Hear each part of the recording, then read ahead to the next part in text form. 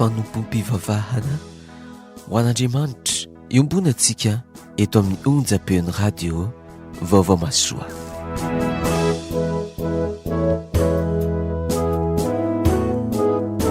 Fanompom-pivavahana anio tarihin'ireo havantsika katolika.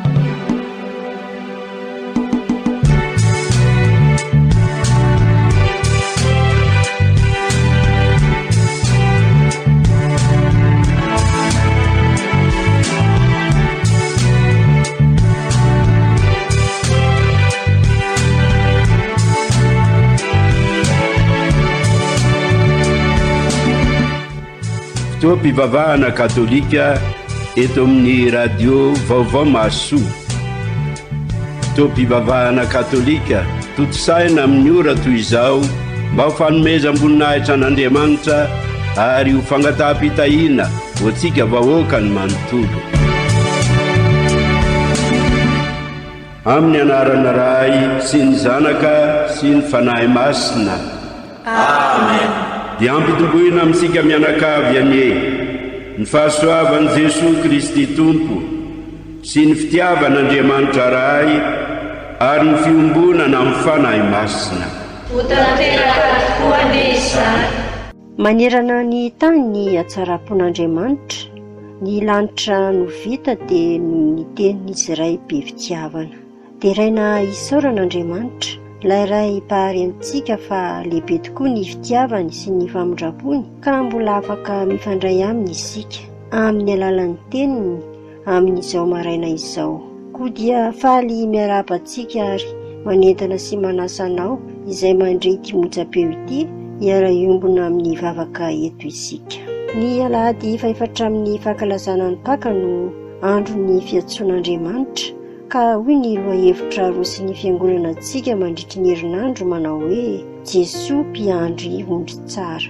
Jesoa mpiandry ondry tsara. Jesoa Kristy ilay nahafony ainy ho an'ny ondriny, izao no mpiandry ondry tsara hoy izy araka ny tao amin'ny Masindahy Joany 10:20. Mitady ary miantso ny olony Andriamanitra hiara-miasa aminy. Maro no antsoiny nefa vitsy no mamalo ny antsony.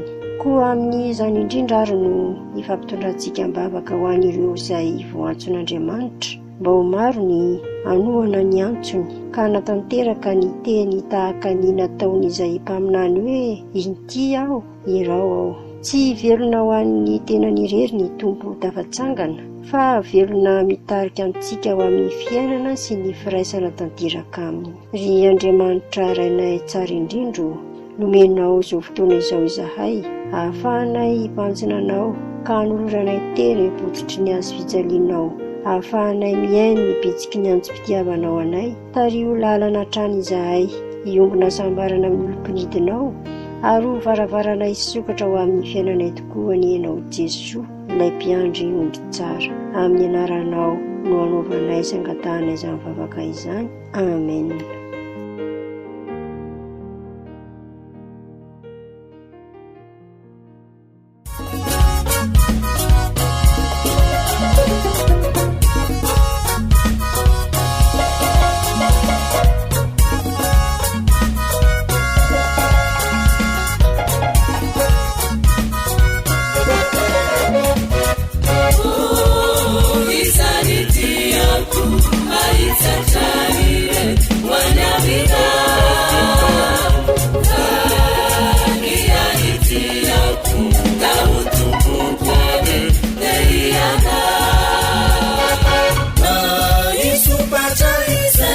tia makahala manadala ety mampalay tompo izay voakasako tsy mety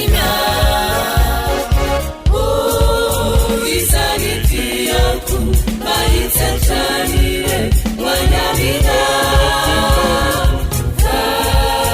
iany tiako kahotopokoane eiana mandaloaho to iriny to tondrony to resony mamikalaho tompoa ny fivavako no amavony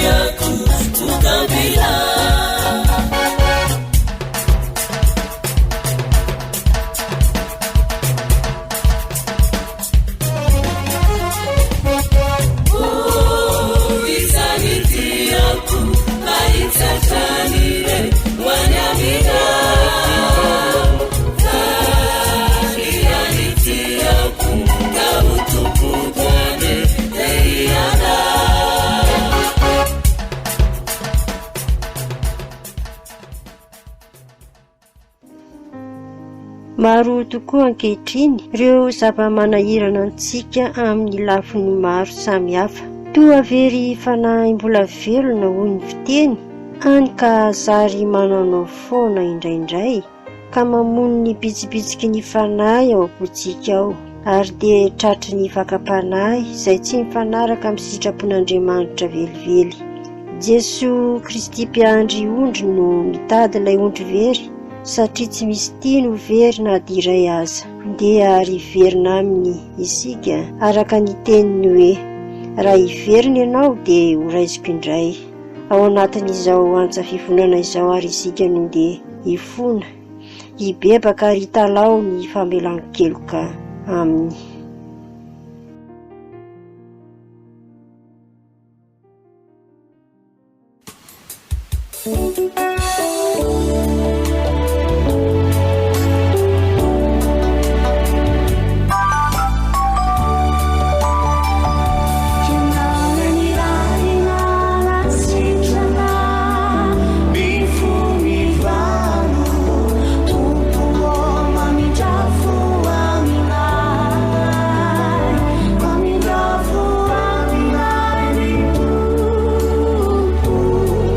Mami, já fui.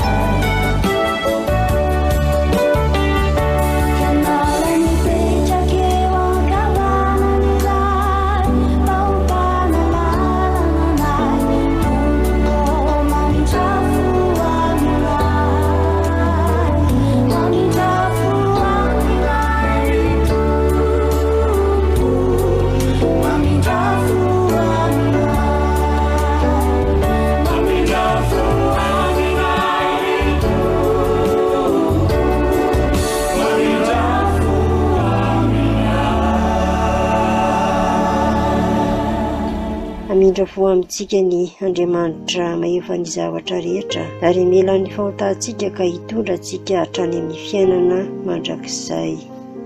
Amen. Vita fihavanana tamin'Andriamanitra isika ka faly ny fo ary mieta-karavona ka hieboka faliana hidera sy hankalaza ary hanome voninahitra an'Andriamanitra ka hiantsa hoe voninahitra ny ho an'Andriamanitra any amin'ny avo indrindra.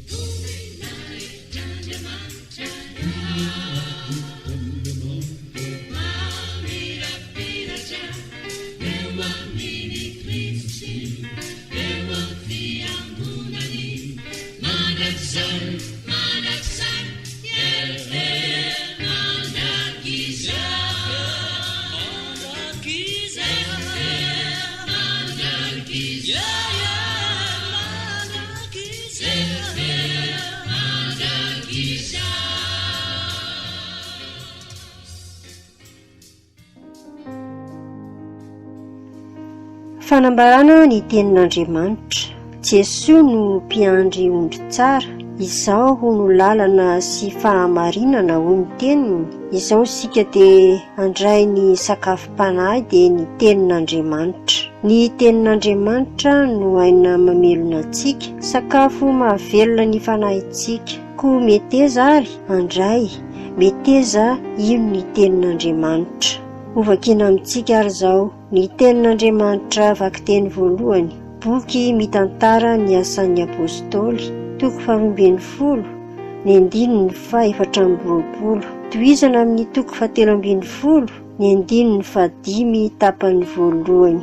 Asan'ny apôstôly toko 12, ny 420, tohizana amin'ny toko 17 ka ny 15 tapany voalohany. Atokano ahy Saoly sy Barnabe.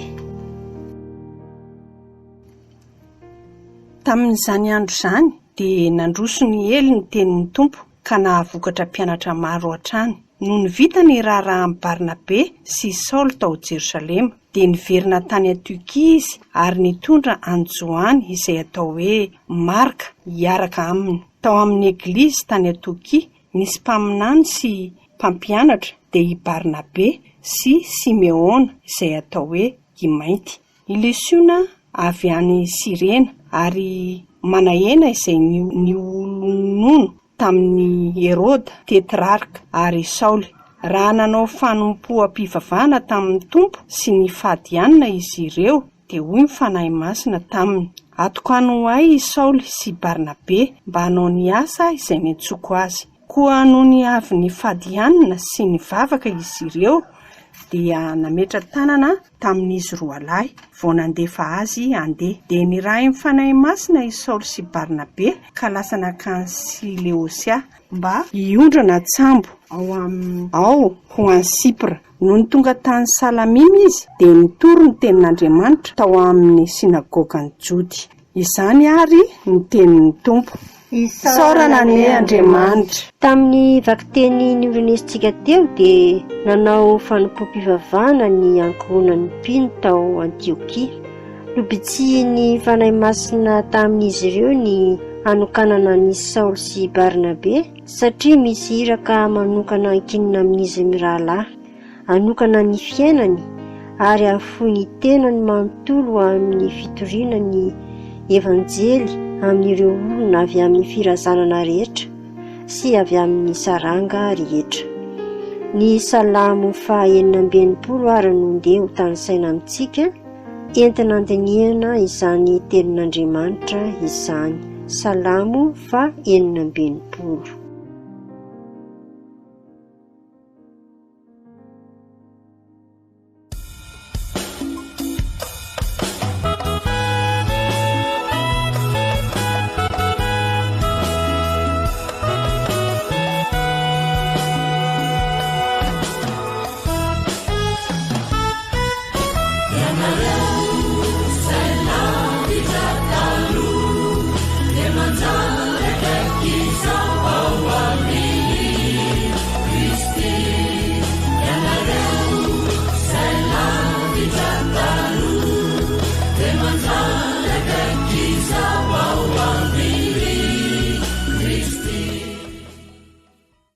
Hiatran'Andriamanitra nentsika ho tsimbininy ka atao mamiratra eo amintsika ny tavany. Dia ho fantatry ny olona rehetra eran-tany ny herinao ka merina ireo fireneny rehetra ny vondronao.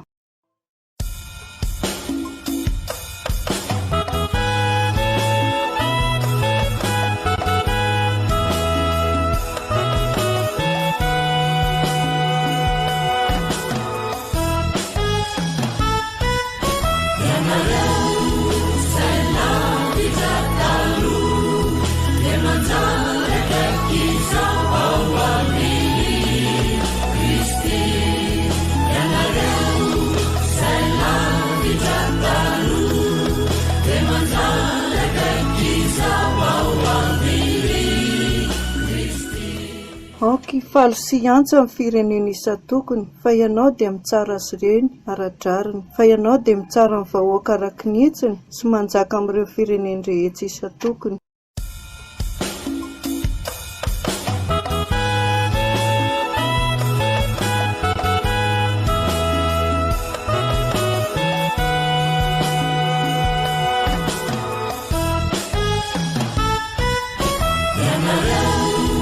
Say love.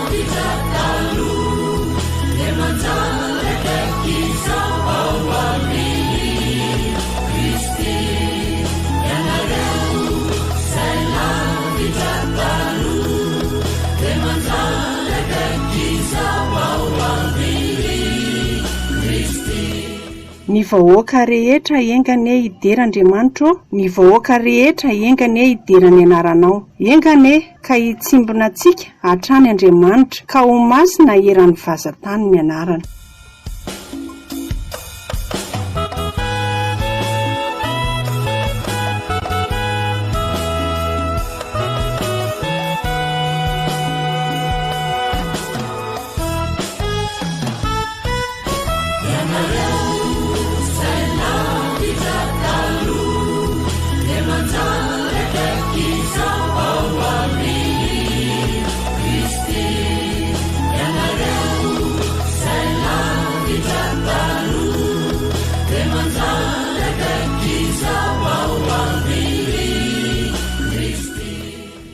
Tonga amin'izao tontolo izao aho fahazavana, izany no vaovao mahafaly ambara amintsika androany. Nosoratan'ny Masindahy Joany ny toko 12, ny 440 ka hatramin'ny 50. Masindahy Joany toko 12, ny 440 ka hatramin'ny 50. Mialoha izany dia hiompo ny evanjely isika ka hiredona ny aleloia.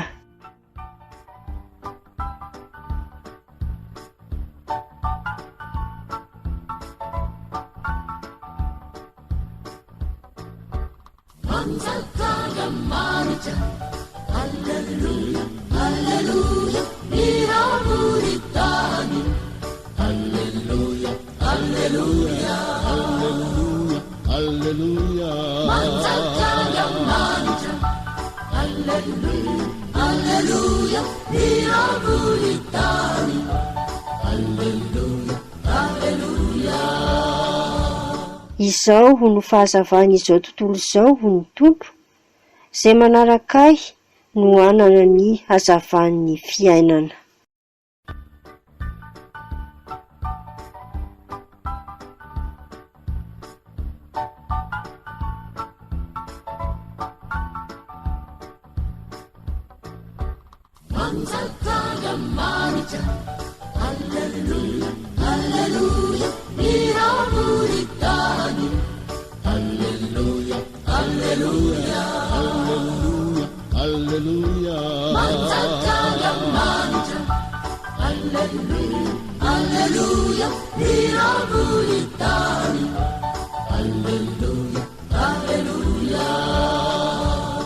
Tamin'izany andro izany Jesosy nanambara hoe, izay mino ahy dia tsy izao no inony fa izay naniraka ahy, ary izay mahita ahy dia mahita izay naniraka ahy.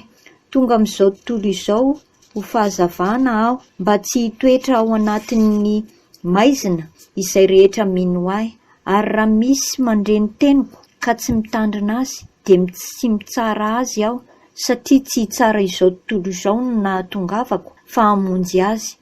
Izay manamavo ahy ka tsy mandray ny teniko, misy izay hitsara azy, dia ny teny voalazako no hitsara azy amin'ny farandro. Satria tsy niteny ho ahy aho, fa ny ray izay naniraka ahy no nandidy izay tsy maintsy ho lazaiko sy ampianariko, ary fantatro fa ny didiny no fiainana mandrakizay. Koa ny zavatra lazaiko ara dia lazaiko araka ny voalazan'ny raiko tamiko. Izany ara ny tenin'ny Tompo, derany eo anao ry Kristy.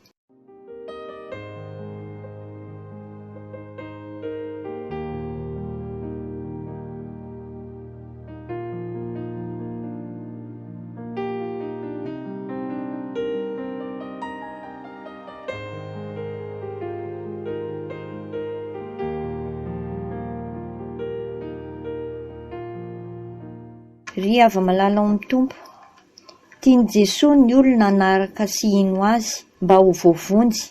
Ny teny voalahatra anjarantsika anio dia maneho ny antsom-pitiavan'i Jesosy, fa ny finoana azy ao amin'ny teniny no fahazavana hananana fiainana. Na dia betsaka aza ny fahagagana nataon'i Jesosy teo mason'ny jody dia tsy nino azy izy. Nisy ihany anefa ireo nino, saingy tsy nampiseho miharihary ny finoany izy ireo noho ny tahotra ny farizianina, fandrao roahana hiala amin'ny sinagoga ireo loholona ireo. Izany no nahatonga an' Jesosy nilaza hoe izay mino ahy dia tsy izao no inony fa izay naniraka ahy. Izany hoe na i Jesosy ilay zanak'Andriamanitra ny rahin'Andriamanitra hamonjy ny olona aza dia misy ny tsy mino azy. Ka nanafatra ny mpianatra koa Jesosy raha naniraka ny mpianany sy nanome fahefana azy hoe izay mandray anareo dia mandray ahy, ary izay mandray ahy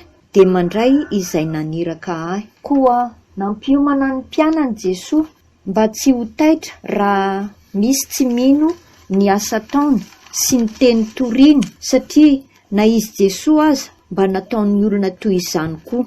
Na i Filipo ilay mpianatra Jesosy koa aza dia tratry ny fisalasalana ara-pinoana ka nilaza hoe asehoy anay ny ray dia ampo anay izay. Jesosy namaly hoe izay mahita ahy dia mahita izay naniraka ahy. Tsy mino ve ianao ry Filipo fa izao no ao anatin'ny ray, ary ny ray ato anatiko, ary koa izao sy ny ray dia iray ihany. Na dia tsy mino azy aza ny olona dia nanambara ihany Jesosy fa tonga amin'izao tontolo izao izy ho fahazavana, satria ny tsy finoana tao amin'ny olona dia mampitoetra azy ao anatin'ny aizina, fa ny finoanan'i Jesosy sy ny fandraisana azy kosa no hanazava ny fiainana, satria tao aminy ny fiainana, ary ny fiainana no fahazavan'ny olona. Fa izany no mbola hitoriana ny vaovao mahafaly maneran-tany mba hialan'izao tontolo izao amin'ny aizina, mangeja sy mamatotra ny olona ary ny tsy finoana. Araka ny 9:7 manao hoe mba tsy hitoetra ao anatin'ny maizina izay rehetra mino an' Jesosy. Noho izany tokony ho hita taratra eo amin'ny fiainantsika ny fahazavan'i Kristy, ao mino ny fahazavana mba ho zanaky ny fahazavana ianareo hoy Jesosy. Ny olona te hiala amin'ny aizina dia mila mandray ny tenin'i Kristy, satria io no hitarika sy hanoro ny lalana ombany araka ny teny manao hoe fanilo mialohan'ny dia ny tenin'Andriamanitra. Ary mba ho tahaka ireo olona tafangona niaraka tamin'ny apôstôly tamin'ny andro Pentekote izay nandre ny toritenin'ny masindahy-Piera dia voantsindrona am-po tamin'ny teny izy ireny ka niloha-bava hoe ry rahalahy, inona no ataonay? Dia nasain'ny Piera nibebaka izy ireo mba hamelana ny elony, ary aoka samy atao batemy amin'ny anaran'i Jesosy ianareo. Izany dia hita ao amin'ny boky mitantara ny asan'ny apôstôly, ny toko 2, ny 7:30 ka hatramin'ny 1:40. Vokatry ny fandraisana ny tenin'Andriamanitra dia misy fivoham-piainana tokony ho hita amin'ny olona mandre izany, dia ny finoana avy amin'ny tenin'i Kristy, ary fibebahana marina ary fanoloran-tena, ohatra batemy no voalaza eto. Misy valiny avokoa ny fanapahan-kevitra ataon'ny olona tsirairay. Isika rehetra dia tsy maintsy samy iseho fitsarana amin'ny faharandro andrasy atsika izay tandrifin'ny asan'ny finoantsika. Noho izany ary ry havana, minoan' Jesosy raiso ny teniny fa fahazavana izany, fa izay nambarany rehetra dia tsy natao ho azy fa ho ahy sy ho anao, ho antsika izay nandeha izany afatra izany. Fa izany irery ihany no ahazoana ilay fiainana mandrakizay. Aza mangatakandro ry havana fa enoy ny antson'ny Tompo fa hamindra antsika hiala amin'ny fahafatesana ho amin'ny fiainana no tanjon'Andriamanitra, ka ny tenin'i Kristy anie hitoetra betsaka ao anatintsika, hitombony finoana velona ao amintsika. Ny voninahitra dia ho an'Andriamanitra irery ihany, izay azy hatramin'ny taloha indrindra ary ho azy mandrakizay. Amen. Mbola hiara-mivavaka isika. Misaotra Jesosy fa antso-pitiavana no nasehonao anay androany. Tianay ianao dia asainao mino anao izahay, asainao mino ny teninao izahay, fa izany no fahazavana atolotra ao anay, ary izany koa no hanananay fiainana mandrakizay. Ko ankehitriny Tompo, izay rehetra endriky ny tsy finoana ty anatinay, amin'ny tsy fankatoavana tsy finoana ny teninao, dia esory aty anatinay izany rantsany Tompo, fa izany no fitiavanao anay. Dia engany ny teny izay voambara teto mba tena hitoetra any anatin'ny foniny izay miaina, ary dia hamoa zato eny ary hitondra fahariana vaovao eo amin'ny fiainany tsirairay avy izany. amin'ny anaranao Jesosy nanaovana vavaka. Amen. Zaho mihinan'Andriamanitra tokana ray mahefa ny zavatra rehetra nanao ny lanitra sy ny tany ary ny zavatra rehetra na ny hita maso na ny tsy hita. Izaho mihinan Jesosy Kristy tompo tokana, zanak'iray tokan'Andriamanitra, teraky ny ray talohan'ny taona rehetra. Andriamanitra avy amin'Andriamanitra, fahazavana avy amin'ny fahazavana, Andriamanitra marina avy amin'Andriamanitra marina. Nateraka izy fa tsy natao, iray fomba amin'ny iray, ary izy no nahariana ny zavatra rehetra. Isika olombelona sy ny famonjenantsika no nidinany avy any an-danitra, ary nakanofo tamin'ny Maria Virjiny izy noho ny hery ny fanahy masina, ka tonga olombelona. Nofatsehana tamin'ny hazo fijalianao antsika indray-po tamin'ny andron'ny Pôntsy Pilaty, nijaly ary nalevina, nitsangaky velona tamin'ny andro fahatelo, araka ny voalaza ny soratra masina. Niakatra an-danitra, dia nipetraka eo ankavanan'ny ray, mbola ho avy amboninahitra indray hitsara ny velona sy ny maty, ary tsy hanapataperana ny fanjakana. Izaho mino ny fanahy masina, tompo loharanon-aina, avy amin'ny ray sy ny zanaka, tsaona sy omem-boninahitra, miaraka amin'ny ray sy ny zanaka, ary miteny tamin'ny vava-mpaminany. Izaho mino ny Eglizy iray, masina, katolika, apôstôlika. Izaho mankatombo batemy tokana ho fanalana ny fahotana, ary izaho miandro nitsanganany maty sy ny fiainako avy. Amen. Jesosy no mpiandry ondry tsara, izy no varavaran'ny fiainana. Te hanangona antsika ho andehan'ondry tokana ilay mpiandry ondry tsara. Niaino sy nandreny teniny isika rehetra, kosa miary miray hevitra ho aminy. Tsy fampihafahafa intsony fa ifanampy, ifamela heloka, ahay miara-mivavaka amin'izao vavaka samy hafa izao. Tsy ho very mandeha, se rehetra mifefy aminao. Andriamanitra, araka ny fitahinao dia sitrakao ny hanitatra ny fanjakanao ry Jesosy Kristy hatrany amin'ny faravazan-tany, mba hahatonga ny olombelona rehetra ho afa mandray anjara ny vokatsoa entin'ny famonjenao, ka mba iray fosi-saina ny kristianina rehetra ary samy hikatraka hatrany ny sitrapon'Andriamanitra ary miara-mientana amin'ny fanasoavana ny fiangonana. Izany ny vavaka ataonay aminao ry Tompo. Tsy ho very mandeha, se rehetra mifefy aminao. Jesosy andreto izay ny fitondram-bavaka ny fikambanana izay misy anay, fikambanana efa nahorina tamin'ny anaranao Tompo. Ianao ny asa manan-kery ao, indrindrindrindra mikambana tsirairay avy. Raisao tanana Tompo, ny momba anay tsy zazany ahatongavanay ao, fa samy ahita ny voninahitra ao, ary samy andray ihany koa ny teninao izay ambarao, ka mangataka aminao izay Tompo.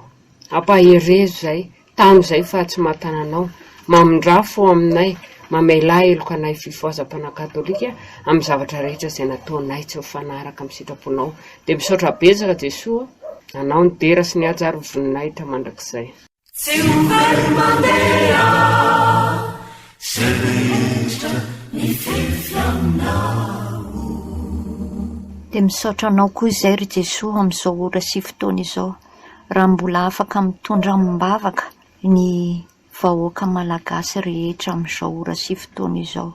Maro ny ady hatrehany eto amin'izao tontolo izao. Ao ireo izay miaina ao anatin'ny fahantrana lalina. Tompo, hitanao ny amin'izy ireny.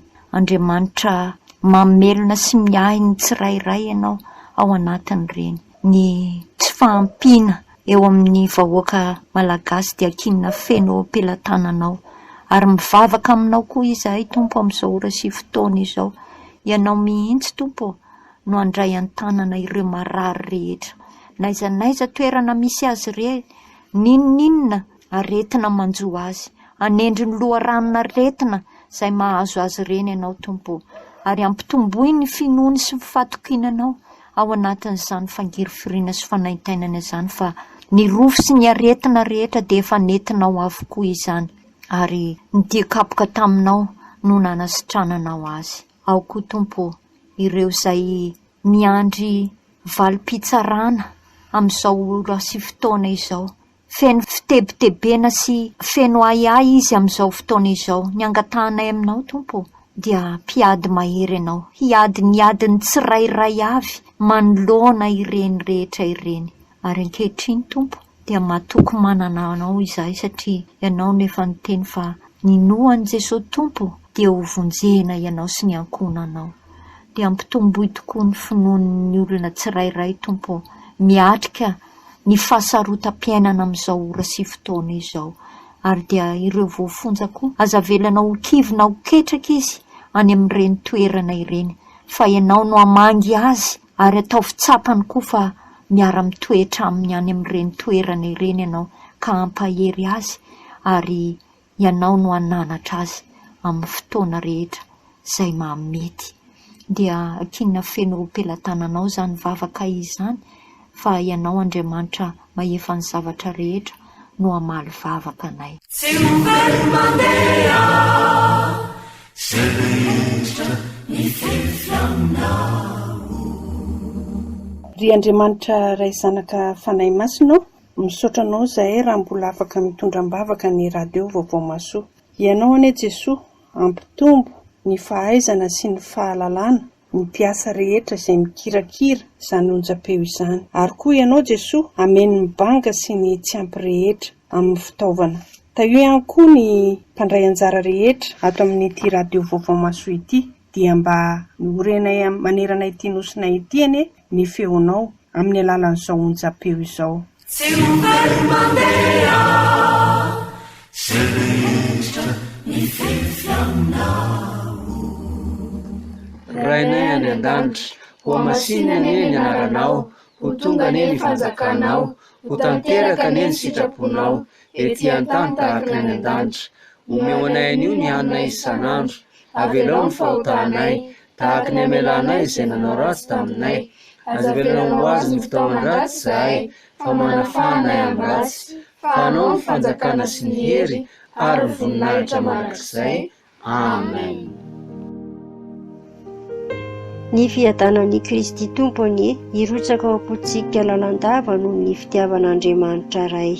Ry Jesosy mpiandry ondry-tsaro, ny fitiavan'ny fonao no alalana ianao ary ny famindraponao aminay mpanota indrindra no isehon'izany fitiavanao izany. Koa misaotra anao izahay ary mangataka ny fanampianao koa mba ho maro ny ireo irainao ampanakoako ny feonao hamonjy ny olombelona rehetra.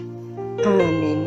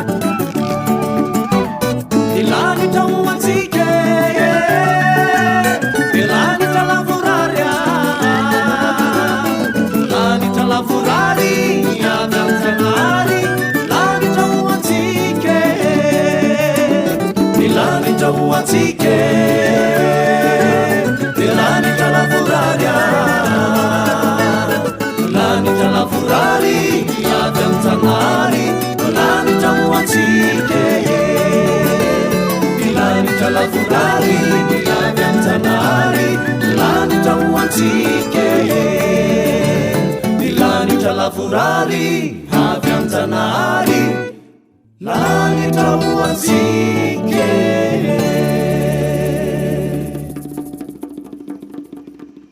inty aho irao aho Izai 9:25 tapany by toy izao indray ireo vaovao sy fampafantarana samy hafa. Ny fiatahana masina foibe dia ho tanterahina ny asabotsy fa 7 ny volana May ka eny amin'ny tokantranony Ento Emiliana Amboditsiry manomboka amin'ny 9 ora maraina.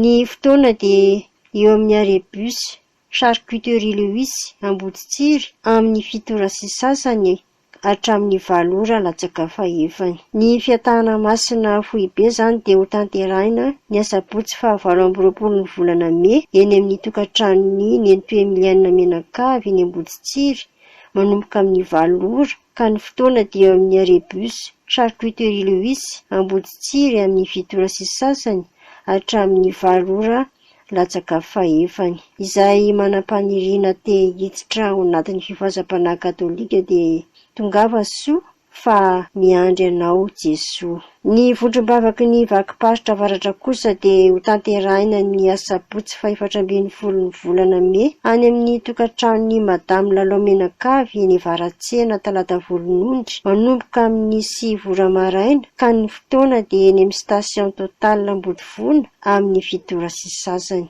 Eny amin'ny Madame Lalao eny Avaratsena talata volonondry indray izany ny vakim-pasitra avaratra no anatanteraka ny vondrom-bavaka ny asabotsy fa 14 ny volana May manomboka amin'ny 9 ora maraina ka ny fotoana dia eny amin'ny station Total Ambodivona amin'ny 7 ora sy sasany. Ny zanaparitra Ambatolampy, Ambohimandroso, Behenjy, Ambatondrankalavao, Ankoropotsy kosa dia anao tafika masina ny asabotsy fa 14 ny volana May ka eny amin'ny tokantranony Dadatoa Armand Menakavy eny Behenjy Andramadinika no anatanterahana izany manomboka amin'ny 9 ora. Anao tafika masina zany ny zanaparitra Ambatolampy, Ambohimandroso, Behenjy, Ambatondrankalavao, Ankoropotsy ny asabotsy fa 14 ny volana May ka eny amin'ny tokantranony Dadatoa Armand eny Behenjy Andramadinika zany no anatanterahana izany manomboka amin'ny 9 ora maraina. Samy hafa fa i Kristy no antony avelomako. Filipianina 1:1-20. Ny isa taonan'ny Toby Sotanana Ilafy miray eo amin'ny FFPM dia manomboka ny 15 ka hatramin'ny 17 ny volana May 2024 koa dia manasa antsika fifohazam-panahy katolika mba hanatrika izany fotoana izany. Dia izay indray ary aloha ny vaovao sy fampafantarana tsara ho fantatritsika koa dia manentana antsika mba ho tonga maro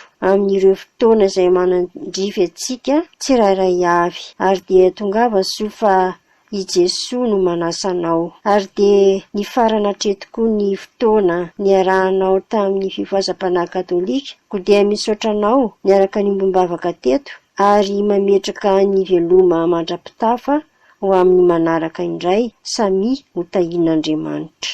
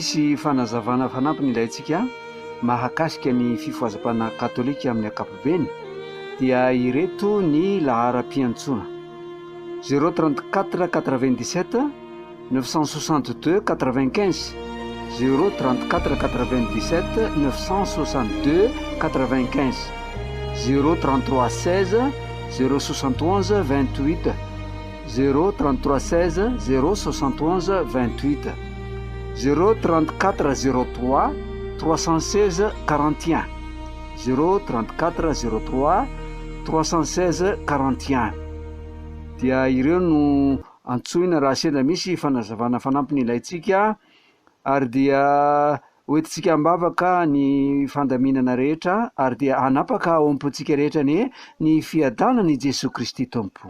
Raisoary nisodrano avy amin'ny Tompo. Dia sodrano antsika ny Tompo ka hiaro antsika, hampamirapiratra ny tavany amintsika ny Tompo ka hiantra antsika, todika amintsika hatrany ny Tompo ka hanome antsika ny fiadanany. Ary dia hotoraky ny hanambinany ny fanahitsika koa no hanambinany ny raha-rahasika rehetra amam-pahasalamantsika. Ihomba sika mandrakariva Andriamanitra be indrafo sy mahefa ny zavatra rehetra, Ray, Zanaka sy Fanahy Masina. Amen. Farana teo ry havako ny fanompam-pivavahana katolika teto amin'ny radio Vaovao Mahasoa amin'izao maraina izao. Manome fotoanantsika rehetra indray amin'ny heriny toy izao raha tahin'Andriamanitra ka velonaina.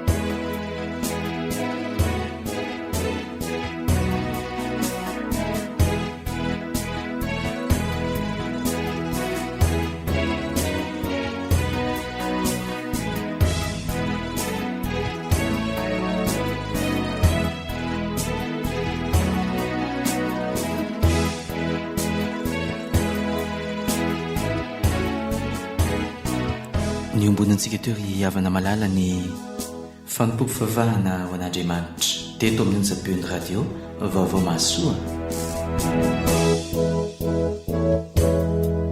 Isaorantsika nitahaka izany tamin'ity alarobia maraina ity ny fifohazam-panahy katolika.